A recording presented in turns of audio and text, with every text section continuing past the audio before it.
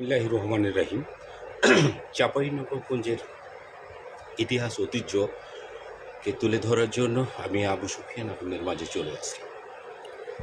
যথাযথ কর্তৃপক্ষের কাছে দৃষ্টি আকর্ষণ করছি, চাঁপাইনবাবগঞ্জের সুমিষ্টি আম, আমের রাজধানী আম, এই আম ফলটা খেয়ে নিয়ে পছন্দ করেন না এমন কোনো ব্যক্তি নেই।